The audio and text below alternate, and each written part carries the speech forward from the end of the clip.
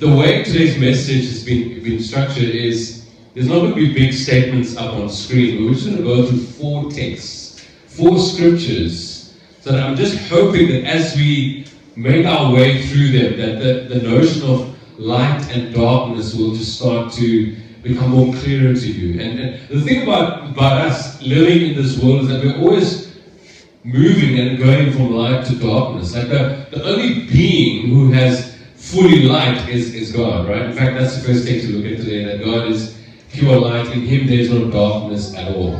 But outside of Him, we are constantly moving from light to darkness, and we can't even tell the difference, unless it's starkly obvious.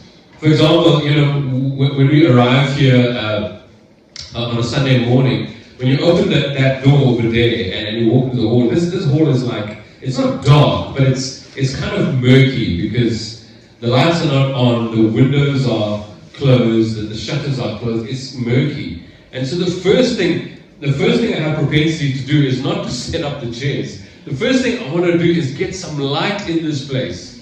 So the first thing I do is just open up all the windows and the blinds because there has to be some light in here, and it immediately transforms the whole room, right? When light comes in. But the notion of light is fascinating when it comes to little kids.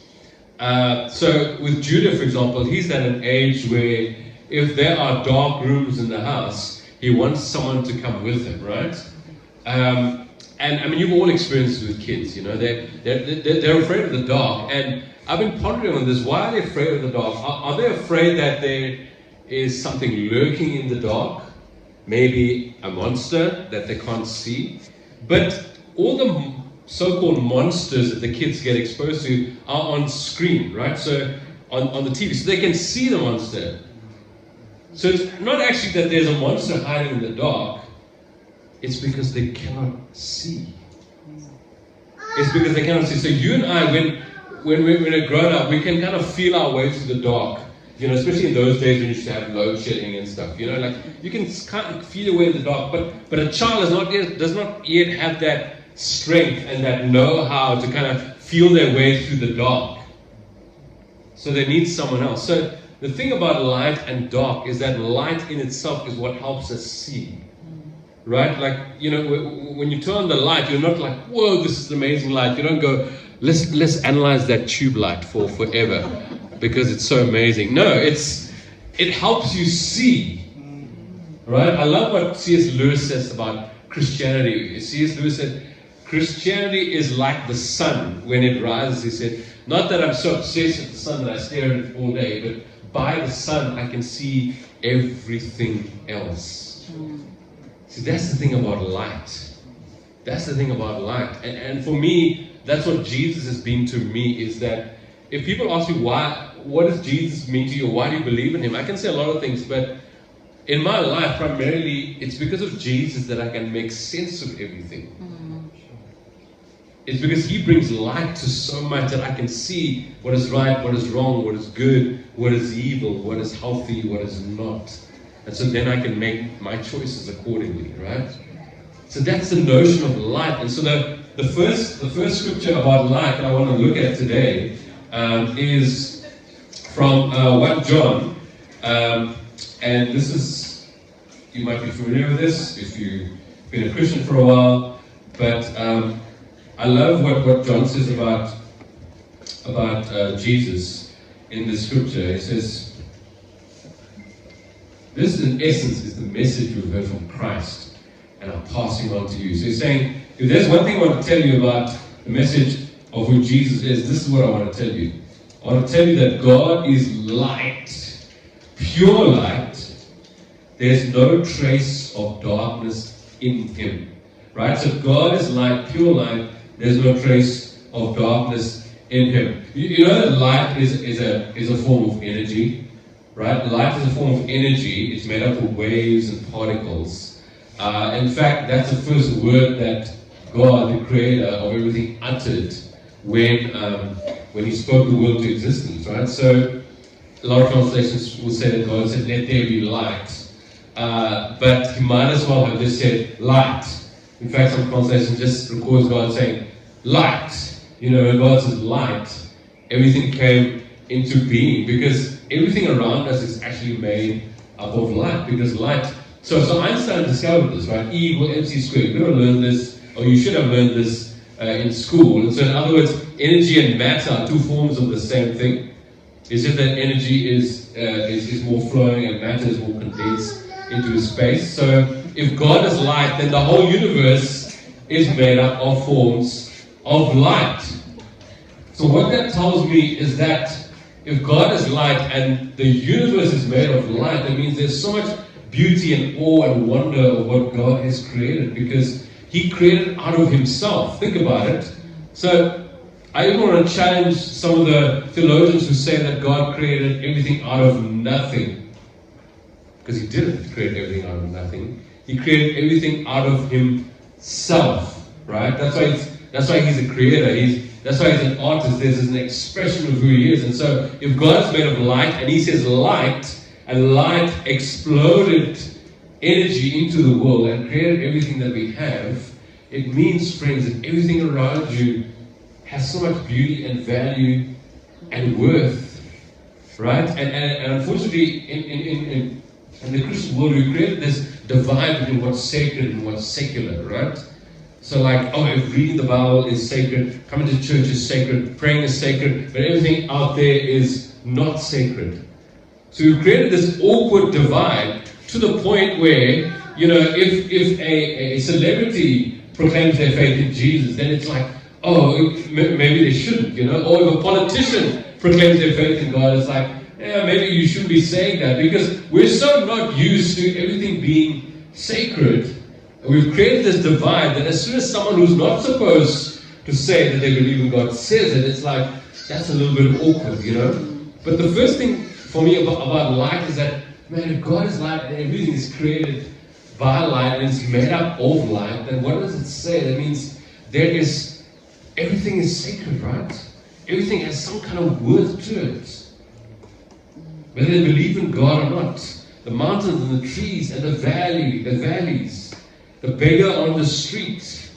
It means that the job that you do is sacred. I remember counseling someone a couple of years ago at Pulse, and they were saying, well, your job is more important than mine because you're a pastor and you're leading a church. And I'm like, how did you get to that kind of thinking?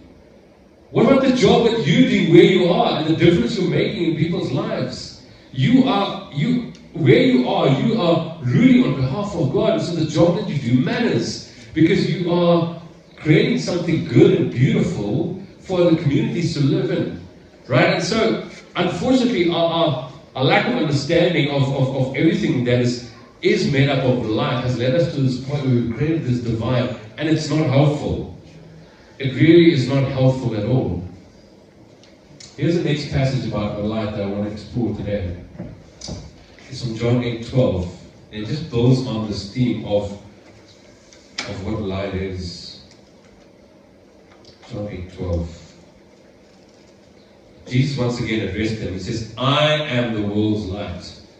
Right? He says, I am the world's light. No one who follows me stumbles around in the darkness.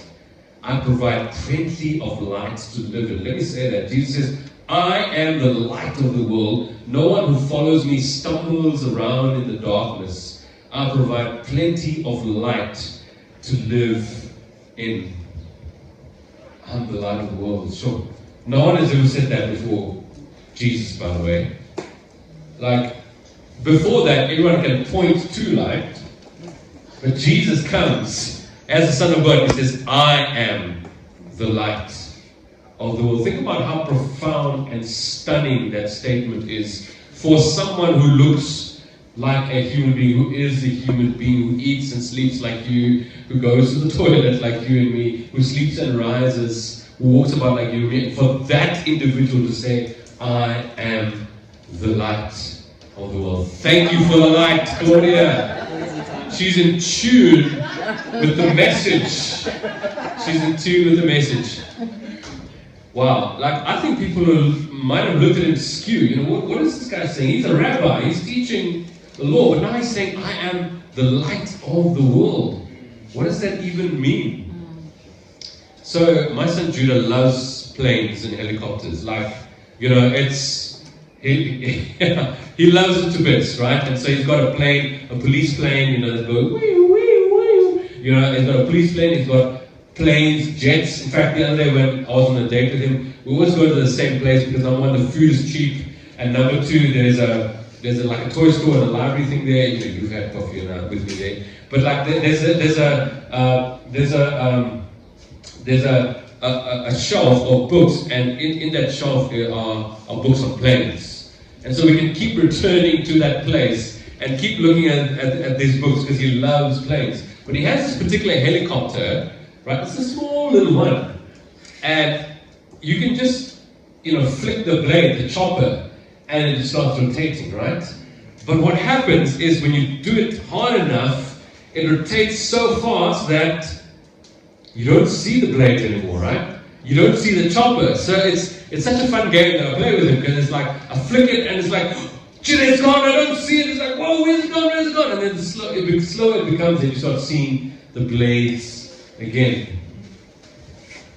That light travels at, who knows the speed of light? Anyone? It's fast, but who knows the exact speed, roughly? So here's the speed of light. The speed of light is, light travels at 300,000 kilometers per second. 300,000 kilometers per second. So you know what that means? Let me just help you make sense of this. If you circumnavigate the globe, the world, it's roughly about 40,000 kilometers, right, around the world. Right? Some parts are different because it's not a perfect, sphere. But that means that if you divide 300,000 by 40,000, it means that light can travel around the world 7.5 times in 1 second. Okay? I mean, think about it. You marvel at the fact that you can get to London in 8 hours or 10 hours, Some of you who fly a lot, like Kathy, you flew to South America. How long did it take you to fly to South America? 14 hours. And today it's a marvel because back in a couple of 100 years ago, it's like it would take you months to get to South America. So we're like, whoa, it only takes 14 hours to get to South America. But it takes light to travel around the globe 7.5 times in just 1 second. Think about that. In 1 second. 1 second is like 1 second, 1 second, 1 second, 7.5 times. 1 second, what? Just 1 second. Around the whole world, that's mind blowing. God is light. Ooh, what does that mean? What does that mean? Think about God's eternity, right?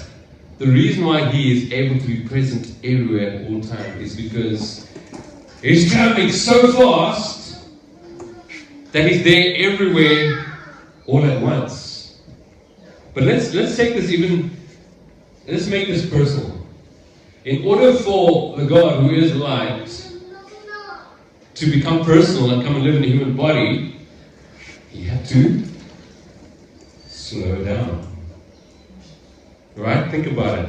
So He had to slow down and not travel at 300,000 kilometers plus or whatever, is, in order for you and I to get to know this God. Yeah? You have to slow down to our pace. Often when we're traveling in 2 cars, me and Kirst, and often it's like, I always ask her, do you want to follow me or should I follow you? And she always says the same thing, no, I will follow you. I don't know why I ask her that, because the answer is always the same, right? So it's always her following me, but I've always got to make sure that I drive at a pace that she can follow. Because if I'm driving too fast, she can't follow it. So God had to manifest Himself to us so that we could follow. But it means that He had to slow down. Right? It means God had to slow down and come into a human body and almost be restricted and constrained with a human body. So just think about this notion that God has to slow down. And so if you tell me that God has already done His best to slow down, but you still can't follow Him, it means that you're too heavy. And you're not light enough. So what's going on inside your soul that is making you heavy? this text that's up on your screen, it says, those who follow me will not stumble around in the dark anymore. So we find it hard to follow Jesus because we're too heavy. Things in our souls that weigh us down, you know? And that's why following Jesus becomes hard, because it's like we see the light, but we're not able to follow at the pace that Jesus is walking, right? So Jesus is like there, but he's like right at the other end of the room. And so it's like we can't even catch up, and he's like, I've already slowed down, but maybe you've got something heavy that you're carrying that you actually can't even follow me. Stumbling around in the dark. Here's something interesting that God says about light and darkness. Isaiah 45:7. Thanks, brother. God says, I create the light, and here's the thing that nobody likes to admit, and I make the darkness. When I first read this some years ago, I was like, what? Is this true? Did you create light and what? You make the darkness? So Isaiah says, let me clarify a bit further. What I mean is, I say in the good times and the bad times, I, the Lord, am the one who does these things. So God creates darkness, and He's bringing darkness into your life. What do you think He's trying to say? Because we think that darkness comes from evil, right? But here's what I've learned about darkness in my life. Like my son Judah, who finds it a bit overwhelming to navigate his way through the dark, what I need in the dark is to search for the light. In other words, it's God's way of telling me that, man, you've drifted from the light. You're not seeing things clearly, right? Because that's the whole purpose of light, is to help us see clearly. You've drifted so far from the light that you're not seeing clearly. You're not seeing truth from false. You're not seeing healthy from unhealthy. It's all mixed up. It's all jumbled. So I'm going to bring a little bit of darkness so that you're going to search for light again. And this is what I mean by the relationship we have with light and darkness, right? Darkness, my friends, is not the worst thing in the world, because it is telling us, it's God's way of telling us that we need to search for light, His light, Him, so we can see. It tells us that there's been a gap between me and Jesus, that I'm not following close enough so that I can see. Guys, I can tell you, being able to see clearly is the best thing in the world. Yeah, it really is. Yeah. You know, I wear contact lenses. The power is minus 4.5 on my right eye, minus 5 on my left eye. And I've got to wear them every day in the morning and take them off at night. And I've got glasses as well. And I can go for an operation to make me see clearly. I'm a little bit nervous about operations, to be honest, because I've heard of people who... Yeah, it's like, I don't want to go to that extreme. I'm like, I'm okay with wearing contact lenses. I know how to do it quick, within less than a minute, right? But wouldn't you rather have your eyes see clearly than having to rely on lenses and glasses the whole time, right? So that's Jesus' heart for us, is that we can see clearly, but we cannot see clearly if we're not walking close enough to the light, which is Christ. And so, next time we are resistant about the dark, just remember that God can introduce that, He can form and create that, so that the point of that is that you can search for light. Yeah? So that you can begin to see clearly again. Then the last text is where I want to land today, is Ephesians 5, 8 to 9. And I'm using the message again because I think Eugene Peterson, the way he describes it, he just kind of gets the heart of what Paul is trying to say. He says, there's Ephesians 5, 8 to 9. You groped your way through that murk once, but no longer. You are out in the open now. The the bright light of Christ, the bright light of Christ makes your way plain, so no more stumbling around. Get on with it, he's saying. The good, the right, the true, these are the actions appropriate for daylight hours. So his exhortation to us is, figure out then what pleases Christ and then do it. Right? So he's saying, you were once in the dark, you are now no longer in the dark, you are now in the light, because now you know the light of the world, now you have his light. Figure out with Christ, help him to see what is right, what is good, what is true, and then get on with the program, because those are the things that continue to bring light to yourself, to those around you, and to the communities that you're interacting with, right? That's why we are the light of the world, because we know the one who is light. God is light. It's so astounding. Like, you know, if you think about that notion that God would manifest himself in a human body, it literally means that he had to slow down, right? So that we could follow him. But now we're making it more difficult to follow him, because we're not choosing to deal with the things that weigh us down. We're not choosing to deal with the things that are slowing us down. We're not choosing to deal with the things that makes us walk close enough to Jesus, so that we're always walking with light. Right? So we're always walking with light. You see, Moses was so close to God up in the mountain that when he came down the mountain, what would happen to him? Like he was radiating, right? He was radiating light. Like people were saying, you could see the glory of God in or on his face. But that's the thing about walking so close with Jesus, is that it's like a bird to listen. Like you actually feel light. You know, you feel light, and you're actually nice to be with. You know, like you are a nice person to be with. Like you're bringing light. You're changing the atmosphere. I was saying last Sunday to Grace Life Church, you change the atmosphere of where you walk into, because you bring light literally to dark places. People want to be with you. But man, like Jesus is saying, man, you got to have some of me.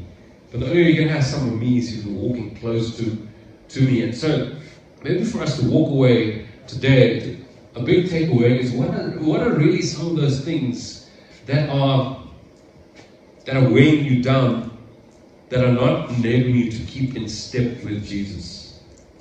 Right? Like if Jesus is walking at a slow pace, you're able to walk at a slow pace. If he's starting to run a little bit faster, you're able to run a little bit faster. You gotta stay close to Jesus, man. He is the light of the world, right? And he's saying, like, I want to put you on display. He's saying to churches. That's what he's talking about when he speaks to the churches in Revelation. He's like, you're a lampstand, you're a light. He's like, he wants to put his churches on display to the world, to bring light. Like, I want to put you on display. But if you're not close enough, like, there's nothing to display. Like, get it? There's no light to display, because you're not walking in step with me. There's no light. It's like, it's a faint spark, it's a faint flicker. But like, that never really does the trick, does it? Like, there's a difference between the spark and the actually lighting up of the candle. There's a big difference. Don't be afraid of the darkness, friends. Do not be afraid of the darkness. You know, I'll never forget, I used to be at a church up the road here in Northcliffe Union, you know, a long time ago. I think this was the year about 2006, 7, whatever. You know, and back then I was single, and you know, and when you try and find someone to marry and no one wants to marry you, you're like, okay, this means that you're meant to be single, right? So I was content with that, you know. So the one night, it was a Friday night after youth, we were worshiping or whatever, and it was a beautiful time. And I'll close with this. It was a beautiful time, and I'll never forget how God spoke to me, and he said, I'm going to take you into the darkness, and you're not going to come out of it. And that freaked me out. I was like, what? You know? And I thought, okay, what does this mean? You know, maybe I should become a missionary to Iran and get martyred for my faith. Maybe that's what it means, because I don't have a wife, I don't have kids, I can just go. You know, I can't do that now, alright. by my wife, by my kids, I'm going to be a martyr for the faith. But I could do that. That's what I thought it meant. That's what I thought it meant. But now I only realize that, man, if you are in Christ and you're walking close to Christ, you actually carry light, and you can go into the darkness and not even be afraid of it. Because you're bringing the light of God into dark places, and you're making a difference in those relationships, in those communities. Don't be afraid of the dark. Don't be afraid of the dark. Don't repel it. Because if God brings darkness to you, it means that He wants to shine a light, a spotlight into some areas in your soul. But if God is taking you to dark places, it means He wants you to be a light in those places.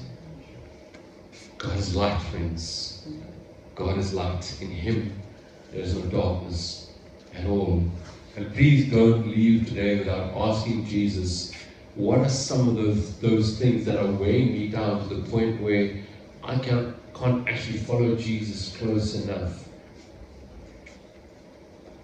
And so I'm just fumbling around, stumbling around in the darkness. Instead of walking in the darkness with confidence because you're carrying that light, you just, you know what you do when you're in the dark, you're groping around, like don't know where you're going. But if you have light, you're walking in the darkness strong and confident, like Jesus did when He came into a dark world. Let me pray for us.